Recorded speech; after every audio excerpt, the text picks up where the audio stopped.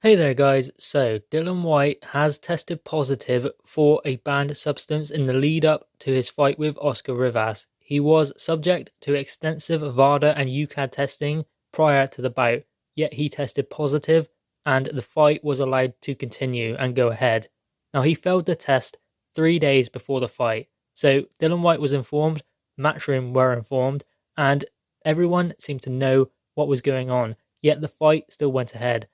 Now, this obviously points to the fact that it's not very serious, because otherwise, why would they let the fight go ahead if it was? It cannot be a human growth hormone, a steroid of any sort, because they just would not allow the fight to go ahead. If they did, then there is something severely wrong with the process of this, because there is no way a fight should go ahead if a fighter fails for a steroid or a HGH. So obviously, it's something found maybe in a pre-workout or a protein shake, something like that. That is probably what he has failed for. Maybe it's only elevated levels of something. We don't know yet. No information about the substance has been released yet. But Eddie Hearn has responded to reports. He had this to say on Twitter.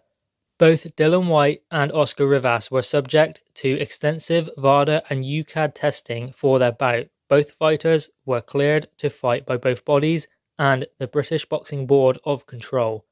So that is what Eddie Hearn has responded with. And obviously they were signed off, otherwise, again, the fight would not have taken place. It just wouldn't. There's no way they can allow something like that to happen.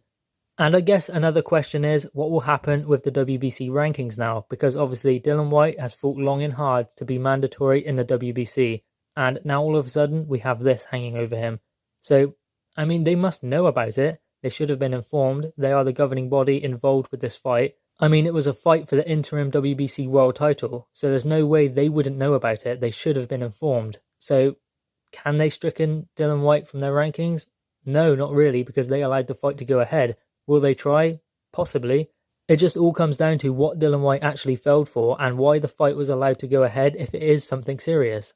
So there are so many questions and things we want to know. Why, how, and what happened? Why was the fight allowed to go ahead? And what was the substance that he failed for? We need to know, and I'm sure in due course we will find out. But guys, what are your thoughts on this? Dillian Whyte failing a drugs test, yet the fight was still allowed to continue.